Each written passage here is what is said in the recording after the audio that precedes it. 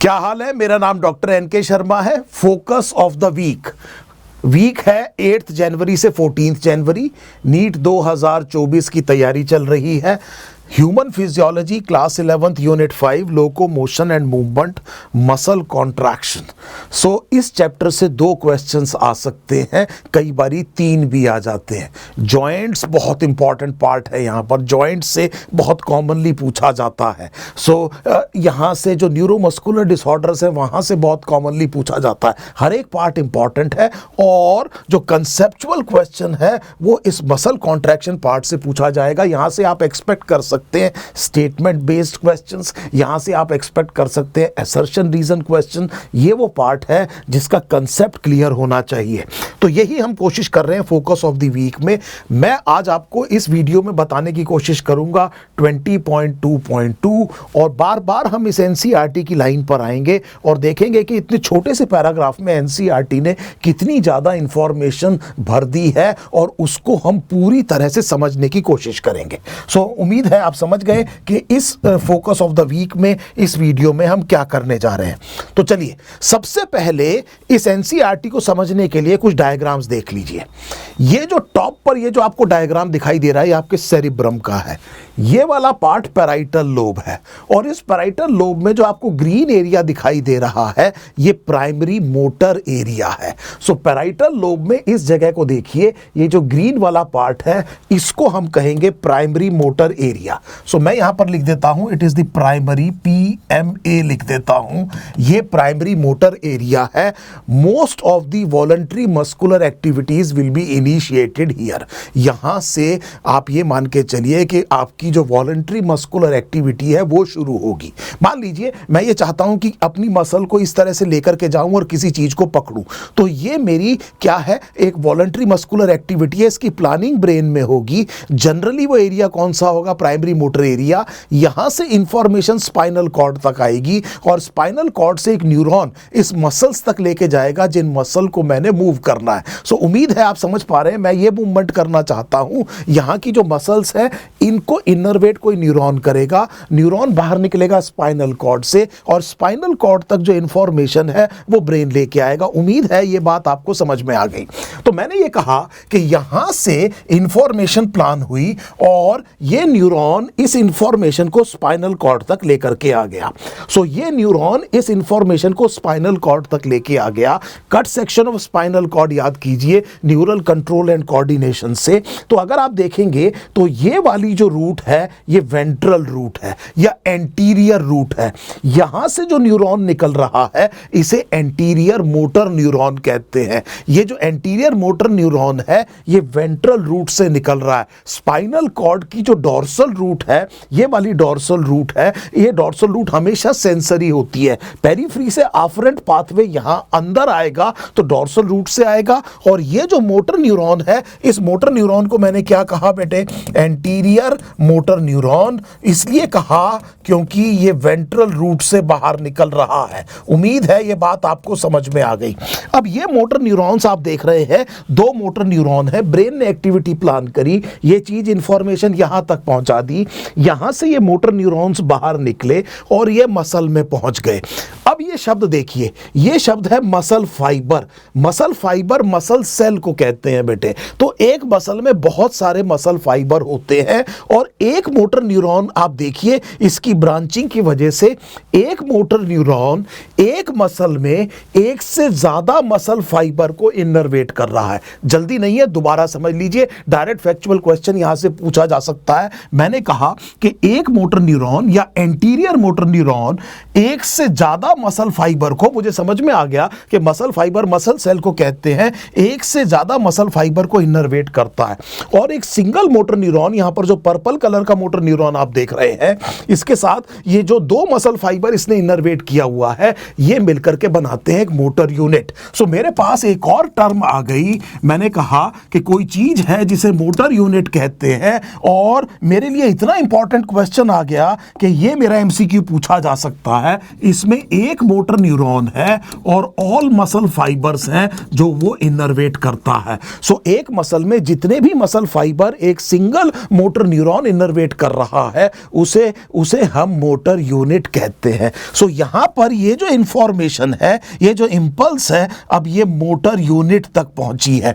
और यहां पर आप समझ गए होंगे, ये जो आपको टर्मिनल एंडिंग्स टाइप की चीज दिखाई दे रही है, जो बटन्स दिखाई दे रहे हैं, they will form what is called as the neuromuscular junction. So ये इंफॉर्मेशन यहां से शुरू हुई, स्पाइनल कॉर्ड तक पहुंची, इस न्यूरॉन से बाहर निकली, ये पहुंची मोटर यूनिट पर, और मोटर यूनिट पर अब ये इंफॉर्मेशन कहां पहुंच गई बेटे? This information has now reached the neuromuscular junction. So ये जगह क्या है? न्यूरोमस्कुलर जंक्शन है। और न्यूरोमस्कुलर जंक्शन में ये साइनेप्टिक वेसिकल्स आपको याद आ रहे होंगे, इसके अंदर न्यूरोट्रांसमीटर है, ये न्यूरोट्रांसमीटर एसिटाइल कोलिन है, और इसने ये एसिटाइल कोलिन रिलीज किया। ये जो जगह आपको दिखाई दे रही है यहां पर, इसने एसिटाइल कोलिन, ये न्यूरोमस्कुलर जंक्शन है, यहां पर एसिटाइल कोलिन रिलीज किया, और एसिटाइल कोलिन जा करके अपने अपने रिसेप्टर्स पे बाइंड किया, और ये जो है सार्कोलेमा पर है। सार्कोलेमा याद कीजिए, sarcolemma is the membrane of the muscle. So इसका मतलब ये हुआ कि जो न्यूरॉन है उसने न्यूरोट्रांसमीटर रिलीज किया, ये न्यूरोट्रांसमीटर जा करके अपने रिसेप्टर्स पे बाइंड किया। ये रिसेप्टर्स कहां पर थे? सार्कोलेमा पे थे। उम्मीद है ये बात आपको समझ में आ गई। और इस एसिटाइल कोलिन के बाइंड करने की वजह से यहां पर सोडियम चैनल ओपन हो गए, और इसकी वजह से इनफ्लक्स ऑफ सोडियम हुआ, और यहां पर एक्शन पोटेंशियल जनरेट हो गया। सो पूरी की पूरी सार्कोलेमा क्या हो गई? डीपोलराइज हो गई। तो फिर समझिए, यहां से एक्टिविटी प्लान हुई, स्पाइनल कॉर्ड तक आई, एंटीरियर मोटर न्यूरॉन ने पूरा मोटर यूनिट इन्वॉल्व किया, इंफॉर्मेशन पहुंची न्यूरोमस्कुलर जंक्शन तक। न्यूरोमस्कुलर जंक्शन पर एसिटाइल कोलिन रिलीज हुआ, एसिटाइल कोलिन डिफ्यूज करके गया जो सार्कोलेमा है उसके ऊपर, उसके रिसेप्टर्स हैं, उन्हें बाइंड किया। इस बाइंडिंग की वजह से सोडियम चैनल खुल गए, इनफ्लक्स ऑफ सोडियम की वजह से, ध्यान से समझिएगा, मेम्ब्रेन डीपोलराइज हो गई, और इसने जनरेट किया एक्शन पोटेंशियल। उम्मीद है ये बात आपको बिल्कुल क्रिस्टल क्लियर हो गया होगा। देखिए बड़े ध्यान से, ये न्यूरोमस्कुलर जंक्शन है। इस न्यूरोमस्कुलर जंक्शन में हमने ये कहा, वही कैल्शियम अंदर जाएगा, साइनेप्टिक वेसिकल्स जो है वो खिंच करके आएंगे, मेम्ब्रेन के साथ फ्यूज करेंगे, एक्सोसाइटोसिस से एक्सोसाइटोसिस से ये जो एसिटाइल कोलिन है ये रिलीज हो रहा है। आप देखिए एसिटाइल कोलिन के ये बेटे रिसेप्टर हैं, ये रिसेप्टर सार्कोलेमा पे हैं, और इनकी वजह से हमने ये कहा कि यहां पर सोडियम क्या होगा? चैनल एक्टिवेट होंगे, और सोडियम अंदर जाएगा। और जब ये सोडियम अंदर जाएगा तो अगर आपने ट्रांसवर्स ट्यूब्यूल पढ़ा है, उस जगह पर होगा ये कि उसके साथ में सार्कोप्लाज्मिक रेटिकुलम होता है। ये जो सार्कोप्लाज्मिक रेटिकुलम है, इसको मैं यहां लिख देता हूं, sarcoplasmic reticulum smooth endoplasmic reticulum है, ये एक्टिवेट हो जाएगा, और इसने स्टोर किया हुआ है कैल्शियम, और ये कैल्शियम को रिलीज कर देगा। इस जगह को आप सार्कोप्लाज्म कहते हैं। सार्कोप्लाज्म में इसने क्या रिलीज किया? कैल्शियम आयन रिलीज किया। तो स्केलेटल मसल के जो एंडोप्लाज्मिक रेटिकुलम है उसे सार्कोप्लाज्मिक रेटिकुलम कहा जाता है। ये स्मूथ एंडोप्लाज्मिक रेटिकुलम है, और इसने कैल्शियम रिलीज कर दिया। अब मैं फिर एक बार आपको बताता हूं, यहां से एक्टिविटी प्लान हुई, स्पाइनल कॉर्ड लेवल तक आई, एंटीरियर मोटर न्यूरॉन से पहुंची मसल में मोटर यूनिट तक, न्यूरोमस्कुलर जंक्शन पे एसिटाइल कोलिन रिलीज हुआ, एसिटाइल कोलिन सार्कोलेमा के ऊपर अपने रिसेप्टर से बाइंड किया, बाइंडिंग की वजह से सार्कोलेमा में सोडियम चैनल खुले, इसकी वजह से इनफ्लक्स ऑफ सोडियम हुआ, और सार्कोलेमा डीपोलराइज हो गई। किसी तरह से ये इंफॉर्मेशन सार्कोप्लाज्मिक रेटिकुलम तक पहुंची, जो कि स्मूथ एंडोप्लाज्मिक रेटिकुलम है स्केलेटल मसल का, उसने कैल्शियम स्टोर किया हुआ था, और वो कैल्शियम रिलीज हो गया सार्कोप्लाज्म में, और फिर ये कैल्शियम रिलीज हो करके ये जाकर के बाइंड करेगा ट्रोपोनिन सी को। तो आपको ध्यान है, ट्रोपोनिन सी 3 ग्लोबुलर प्रोटीन होते हैं ट्रोपोनिन में, आई होप यू रिमेंबर दिस। तो ट्रोपोनिन में 3 ग्लोबुलर प्रोटीन होते हैं, हैं, एक को हम कहते हैं ट्रोपोनिन सी। इस पर जाकर के कैल्शियम बाइंड करता है, और जब कैल्शियम बाइंड करता है तो ट्रोपोनिन में कॉन्फॉर्मेशनल चेंज आता है, और ट्रोपोनिन ने पकड़ा हुआ है ट्रोपोमायोसिन को। इस कैल्शियम के बाइंड करने की वजह से जब कॉन्फॉर्मेशनल चेंज आता है तो वो पुल कर लेता है ट्रोपोमायोसिन को, और इसकी वजह से जो एक्टिन मायोफिलामेंट्स है उसके ऊपर जो एक्टिव साइट है मायोसिन हेड के लिए वो अनमास्क हो जाती हैं। अब देखिए, जो मैं आपसे कह रहा हूं आपकी एनसीईआरटी किस लैंग्वेज में कह रही है, एक बार ध्यान से देखते हैं। लेट अस सी कि एनसीईआरटी भी कुछ ऐसा कह रही है या हम अपनी तरफ से बात कर रहे हैं। हमने कहा एनसीईआरटी कह रही है कि मसल कॉन्ट्रैक्शन इनिशिएट होता है एक सिग्नल से जो सेंट्रल नर्वस सिस्टम से वाया मोटर न्यूरॉन से आता है। यही मैंने आपसे कहा कि सेंट्रल नर्वस सिस्टम में ये एरिया है, इससे बेटे central nervous system spinal cord को भी कहते हैं, एंटीरियर मोटर न्यूरॉन से बाहर निकला। उम्मीद है ये बात समझ में आ गई मोटर न्यूरॉन तक की। फिर हमने कहा कि ये मोटर न्यूरॉन और बाकी जितने मसल फाइबर उससे अटैच्ड है वो मोटर यूनिट है, तो हमें पता लग गया ये इंफॉर्मेशन मोटर यूनिट तक पहुंचेगी, और वहां से ये कहानी कहां पहुंची बेटे, शाबाश, न्यूरोमस्कुलर जंक्शन पे। न्यूरोमस्कुलर जंक्शन पे क्या रिलीज हुआ, एसिटाइल कोलिन, और एसिटाइल कोलिन की वजह से एक्शन पोटेंशियल जनरेट हुआ सार्कोलेमा में। हमने ये कहा है कि ये एसिटाइल कोलिन बाइंड किया अपने रिसेप्टर से, सोडियम चैनल खुले, और सोडियम चैनल खुलने की वजह से बेटे ये डीपोलराइज हो गई, और आपने पढ़ा है न्यूरल कंट्रोल एंड कोऑर्डिनेशन में कि इसकी वजह से एक सडन स्पाइक प्रोड्यूस होती है, रेस्टिंग मेम्ब्रेन पोटेंशियल में एक ड्रामेटिक चेंज आता है जिसे एक्शन पोटेंशियल कहा जाता है। और इसकी वजह से फिर हमने कहा कि किसी तरह से कैल्शियम आयन रिलीज हो गए, और कैल्शियम आयन किसने रिलीज किए बेटे, सार्कोप्लाज्मिक रेटिकुलम ने, और फिर ये कैल्शियम आयन बाइंड किया एक सब यूनिट ऑफ ट्रोपोनिन को। मैंने आपसे कहा कि वो कौन है बेटे, ट्रोपोनिन सी है, और इसकी वजह से हमने ये कहा कि ये जो ट्रोपोनिन है उसकी वजह से मास्किंग एक्टिव साइट की हट गई। एक्टिव साइट कहां पर है, एक्टिन मायोफिलामेंट पर। किसके लिए है, मायोसिन हेड के लिए। हटी कैसे, आपकी एनसीईआरटी को थोड़ा सा और मैं एक्सप्लेन ही कर रहा हूं कि वो जो ट्रोपोनिन सी है उस पर जाकर के कैल्शियम जुड़ा, उसमें कॉन्फॉर्मेशनल चेंज आया, और उस कॉन्फॉर्मेशनल चेंज की वजह से हमने क्या कहा कि उसने पुल किया ट्रोपोमायोसिन को, और पुल किया ट्रोपोमायोसिन को तो फिर हमने ये कहा कि वो एक्टिव साइट्स अनमास्क हो गई। उम्मीद है ये आपको अच्छे से समझ में आ रहा है आपकी एनसीईआरटी क्या कहना चाह रही है। देख लीजिए एक बार और डायग्राम को। तो जिस टाइम पर आप सार्कोमियर देखते हैं, सो ध्यान से देखिए, ये मायोसिन मॉलिक्यूल है। मायोसिन मॉलिक्यूल को मैं एक बार यहां बना देता हूं। हमें पता है मायोसिन अपनी एनसीईआरटी से भी इसकी एक टेल होती है, एक अपराइट पोर्शन होता है, इस तरह से उसके एंड पर हेड होता है, और ये बेटे हेड जो है मायोसिन का, इस पर एटीपीएस भी एक्टिविटी है, एटीपी बाइंडिंग साइट भी है, और एक्टिन को बाइंड करने की साइट भी है। सो ये वाले हेड आपको समझ में आ गए कि ये जो पर्टिकुलर हेड है ये क्या चीज दिखाई दे रही है। ये वाला पार्ट ये मायोसिन का हेड है, पास में ये एक्टिन फिलामेंट है, ये एफ एक्टिन है, इसके ऊपर बेटे ये ट्रोपोमायोसिन है, और जहां जहां पर एक्टिव साइट बहुत ज्यादा आ गई है वहां पर ये ट्रोपोनिन है। इस ट्रोपोनिन पर जब कैल्शियम आकर के जुड़ता है तो इसमें कॉन्फॉर्मेशनल चेंज आती है, और क्योंकि इसने ट्रोपोमायोसिन को पकड़ा हुआ है, ये ट्रोपोमायोसिन को पुल कर देता है, इसकी वजह से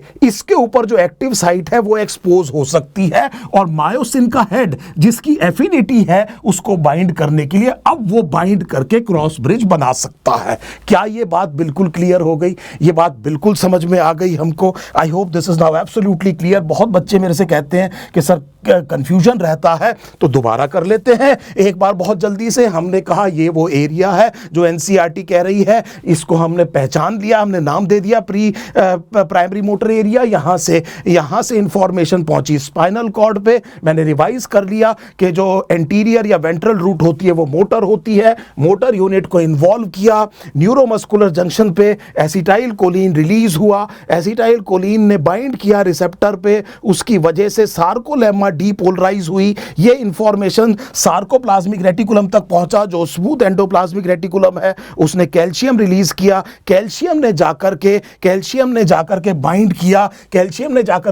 किया ट्रोपोनिन की एक सब यूनिट को।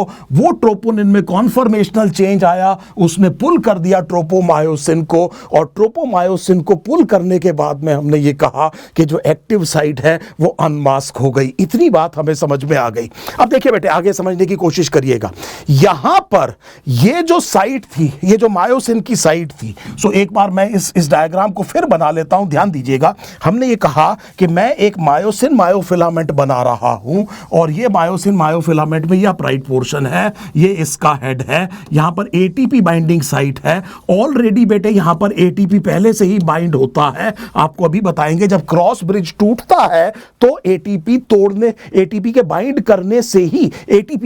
करने से ही क्रॉस ब्रिज टूटता है। सो हम ये कह रहे हैं कि यहां पर अब ये एटीपी टूट जाएगा तो यहां पर जो चीज बचेगी वो एक्चुअली एडीपी और इनऑर्गेनिक फॉस्फेट होगा। फिर मेरी बात को ध्यान से समझिए, मैंने ये कहा कि ये मायोसिन है, ये मायोसिन का हेड है, ये एक्टिन है, इस एक्टिन पर यहां पर एक्टिव साइट है। जब तक मास थी ये बाइंड नहीं कर पा रहा था, लेकिन अब ट्रोपोनिन सी पे कैल्शियम बाइंड करने की वजह से, कॉन्फॉर्मेशनल की वजह से, चेंज की वजह से ये एक्टिव साइट अनमास्क हो गई है। यहां पर एटीपी को हाइड्रोलाइज कर दिया गया है, यहां पर एडीपी और इनऑर्गेनिक फॉस्फेट है।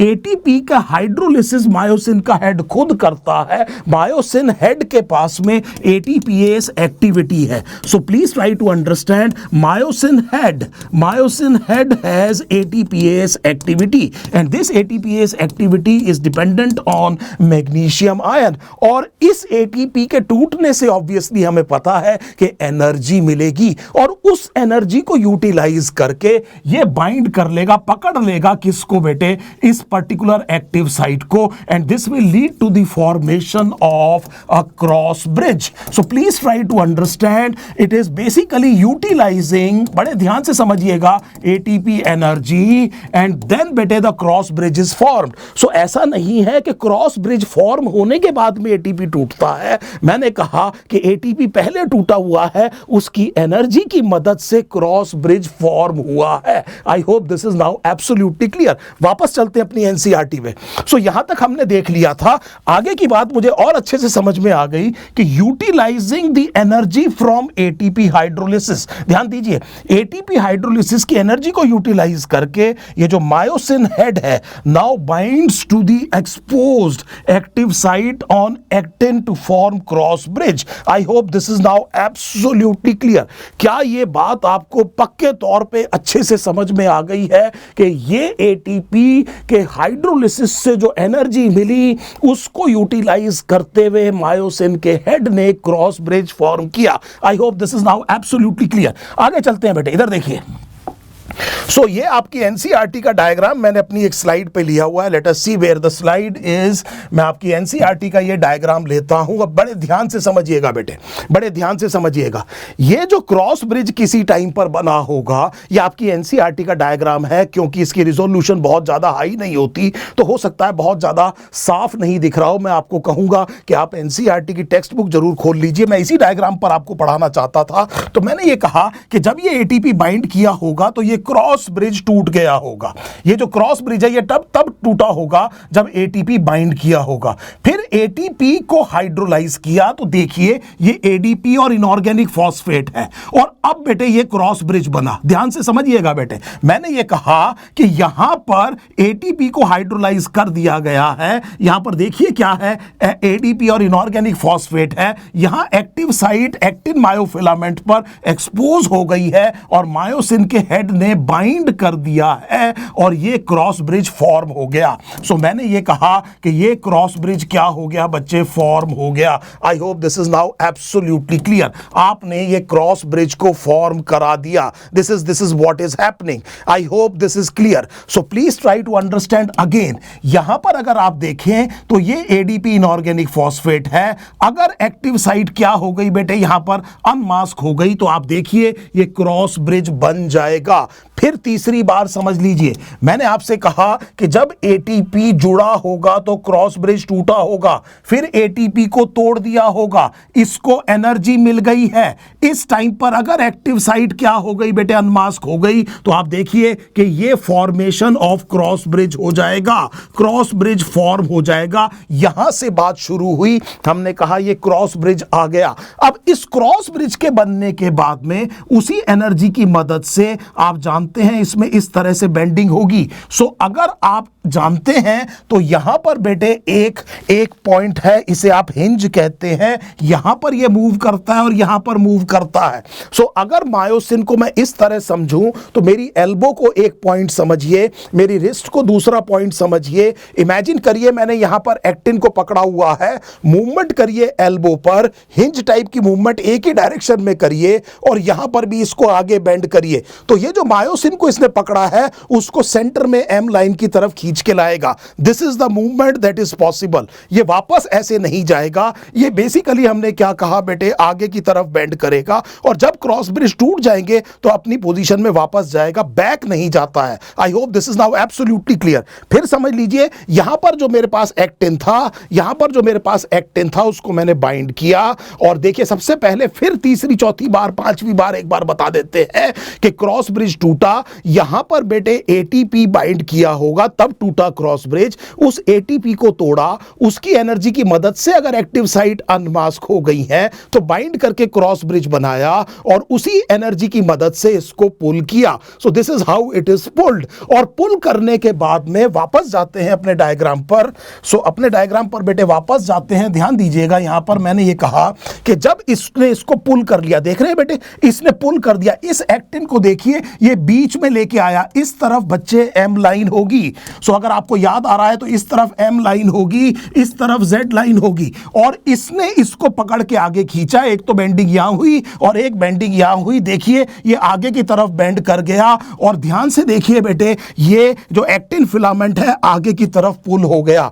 अब जब पुल करने के बाद में जो एडीपी और इनऑर्गेनिक फॉस्फेट थे वो रिलीज हो गए एंड इट गेट्स रिलैक्स्ड। सो अब ये क्या हुआ बेटे, रिलैक्स हो गया। क्यों? क्योंकि इसमें से एडीपी और इनऑर्गेनिक फॉस्फेट क्या हो गए, हट गए। अब जब एडीपी और इनऑर्गेनिक फॉस्फेट हट गए तो यहां पर जो एटीपी बाइंडिंग साइट थी वो खाली हो गई। अब आप बहुत बेहतर तरीके से समझेंगे। और अब क्या हुआ कि जब एटीपी आकर के अपनी साइट पे बाइंड किया तो इस एटीपी की बाइंडिंग की वजह से क्रॉस ब्रिज टूट गया।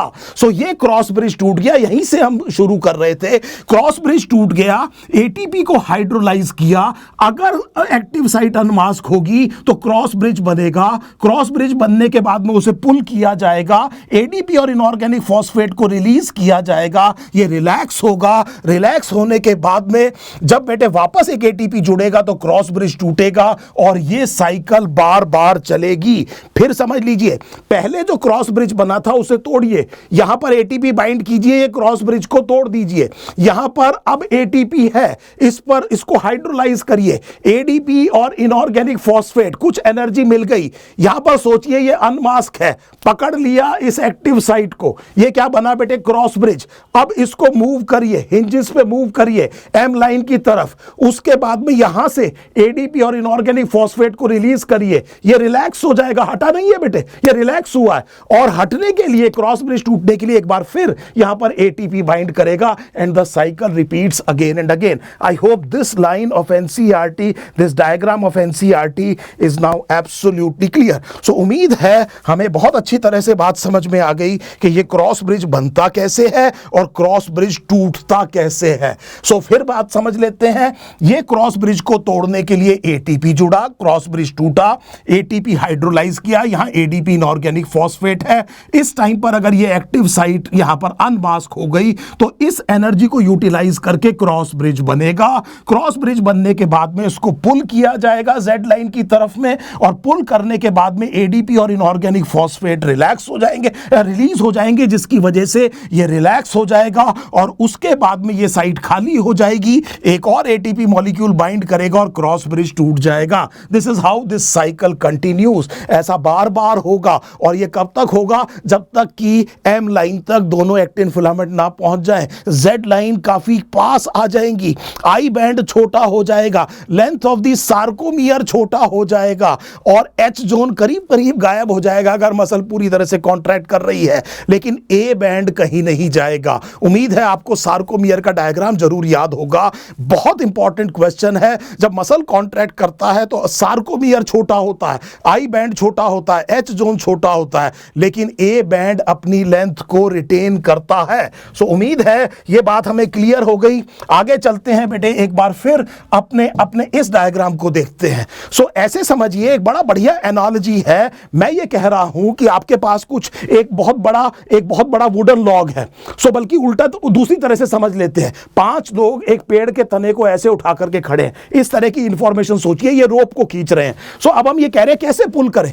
ये 4 लोग हैं, ये 4 मायोसिन है, इन्होंने यहां पर एक्टिन को पकड़ लिया है बेटे। अब क्या करेंगे पकड़ने के बाद में बताइए? ऐसे पुल करेंगे, ऐसे पुल करने के बाद में क्या करेंगे, यहां से छोड़ेंगे और फिर आगे से पुल करेंगे और फिर पकड़ेंगे। ये है बेटे रेशेट, ये है बेटे स्लाइडिंग फिलामेंट थ्योरी। उम्मीद है आपको समझ में आ रहा है। इस स्लाइडिंग फिलामेंट में जो सार्कोमियर छोटा हो रहा है वो इसलिए हो रहा है कि एक्टिन स्लाइड कर रहा है ओवर मायोसिन। मायोसिन कहीं नहीं जा रहा, ए बैंड की लेंथ चेंज नहीं होगी बेटे, मायोसिन वही का वही है। एक बार पकड़ के खींचा, छोड़ा, फिर पकड़ा, फिर खींचा, और इस तरह से बेटे तब तक खींचा जब तक रस्सी खत्म नहीं होगी। मतलब कहने का ये है जब तक के बिल्कुल एच जोन गायब नहीं हो गया। I hope this is now absolutely clear. ATP तोड़ा, एटीपी तोड़ने से क्रॉस ब्रिज टूटा, एटीपी जुड़ने से क्रॉस ब्रिज टूटा, फिर एटीपी को हाइड्रोलाइज किया, साइट अनमास थी, पकड़ लिया, ये क्रॉस ब्रिज बन गया। एनर्जी की मदद से इसको पुल किया, एडीपी और इनऑर्गेनिक फॉस्फेट रिलीज करके रिलैक्स हुए, एक और एटीपी बाइंड किया, छोड़ा, और फिर दूसरी जगह से पकड़ के खींच दिया। This is how it happens. एक और बहुत बढ़िया एनालॉजी आपको दिखाता हूं। देखिए यहां पर इमेजिन करिए कि आपके घर में ये 2 अलमीराज हैं, ये 2 अलमीरा हैं, इनके नीचे पहिए लगे हुए हैं। सो अगर आप इसको पुल करेंगे तो ये आगे की तरफ आ जाएंगे, आगे गिरेगा नहीं, ये इस तरह से गिरेगा नहीं, आप इसको सीधा पुल कर सकते हैं। अब आप ये इमेजिन करिए, ये 2 रस्सियां हैं, ये एक्टिन है, और आपने बेटे ये जेड लाइन है, दिमाग लगाइए, इस एरिया को सार्कोमियर कहते हैं, ये मायोसिन मायोफिलामेंट है, ये इसके हेड है, और आपने इस तरह से, मैंने क्या कहा, मेरी इस तरफ की दीवार और इस तरफ की दीवार, यहां पर मेरे पास क्या है, दो अलमीरा है, मैंने उनको रस्सी से पकड़ लिया, ये बन गया बेटे क्रॉस ब्रिज। खींचिए, खींचने के बाद में रिलैक्स होइए, छोड़िए, दोबारा पकड़ के खींचिए, फिर छोड़िए, फिर पकड़ के खींचिए। I hope you are getting my point. आपको अच्छे से बात समझ में आ रही है। इस तरह से ये बेटे साइकिल चलती रहती है। This is how the sliding filament occurs, this is how the actin filament slides over the myosin. इसमें हमने क्या कहा बेटे, इधर देखिए ध्यान से, ये जो सार्कोमियर है, देखिए बेटे इसकी लेंथ छोटी हो गई है, ये देखिए सार्कोमियर की लेंथ छोटी हो गई है, एच जोन देखिए बेटे छोटा हो गया है, आई बैंड देखिए बेटे छोटा हो गया है, लेकिन ये मायोसिन कहीं नहीं जा रहा बेटे। तो ए बैंड अपनी लेंथ को क्या कर रहा है बच्चे, रिटेन कर रहा है। क्या ये बात बिल्कुल क्लियर हो गई? अब देखिए यहां पर इसी तरह से आपकी एनसीईआरटी क्या कह रही है कि यहां पर भी क्या होगा कि इसी तरह से it is clear from the above steps that during shortening of the muscle I contraction the I band get reduced where as the A band retain its length. I hope this is now absolutely clear. ADP inorganic phosphate की वजह से relax होता है, फिर ATP bind करने से cross bridge टूटता है, और फिर यह साइकिल बार बार चलती रहती है। The same diagram is here as well. होगा क्या बाद में? अब होगा क्या बाद में, इधर देखिए ध्यान से।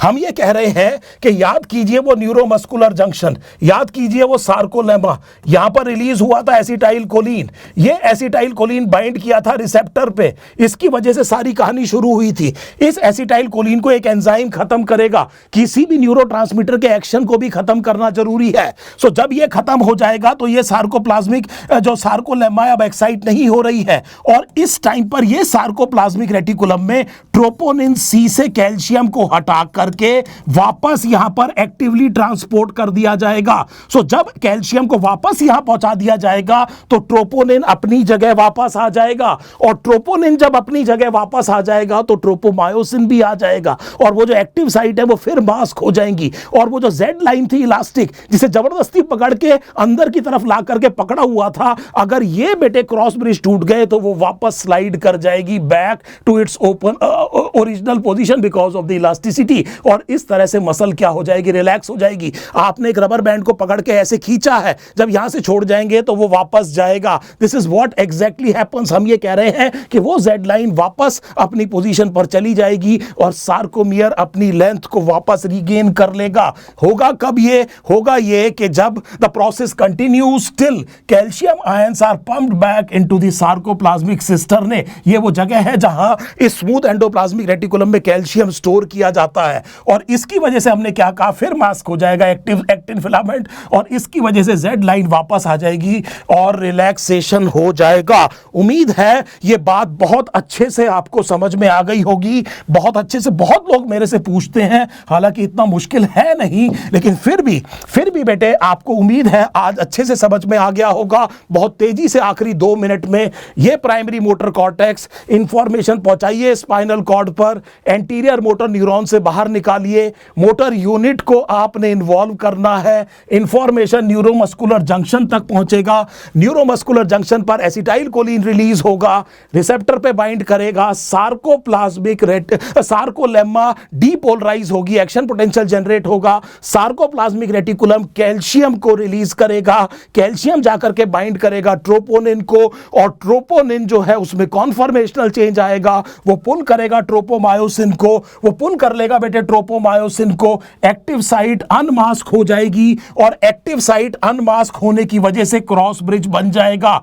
एक्टिव साइट अनमास्क होने की वजह से पहले एटीपी को जो हाइड्रोलाइज किया था उस एनर्जी की मदद से क्रॉस ब्रिज बनेगा। So utilising the energy from ATP hydrolysis, if the active sites are unmasked, the cross bridge is formed, then it is pulled towards the M line, then the ATP and inorganic phosphate are released, it becomes better relaxed, and another ATP molecule forms and the cross bridge is broken. This cycle continues in this analogy. So आपने एक जगह से पकड़ा, खींचा, relax हुआ, फिर छोड़ा, फिर पकड़ा, खींचा, रिलैक्स हुआ. This is how it happens. A very important role is played by troponin, and we know, इसी तरह से मैंने ये कहा कि आप इधर से दोनों जेड लाइन को खींचते हुए ला रहे हैं, इसकी वजह से सार्कोमियर छोटा हो रहा है, आई बैंड छोटा हो रहा है, बीच में एच जोन छोटा हो रहा है, लेकिन ए बैंड मैं ये देख रहा हूं कि वो अपनी लेंथ को रिटेन कर रहा है।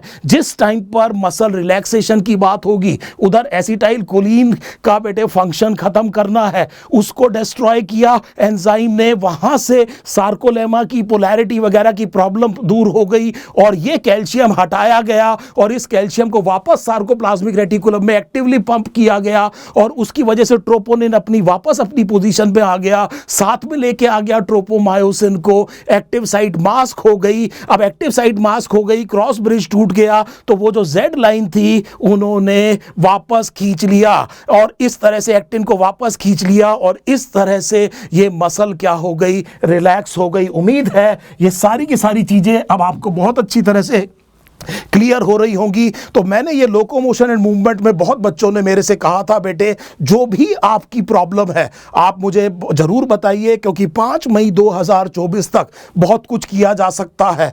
इस तरह के वीडियो से मुझे उम्मीद है आपको काफ़ी फ़ायदा हो रहा होगा। अब अपनी एनसीईआरटी जरूर पढ़िए, वो जो रेलेवेंट जो पोर्शन है उसको बड़े ढंग से पढ़िए, और देखिए कि क्या क्या चीज़ मैंने एक्सप्लेन करी है, और किस तरह से स्टेटमेंट बेस्ड या असर्शन रीजन क्वेश्चन यहां से पूछा जा सकता है। Thank you for your time. बड़ी जल्दी मिलता हूं एक और कॉन्सेप्ट के साथ में। Thank you so much.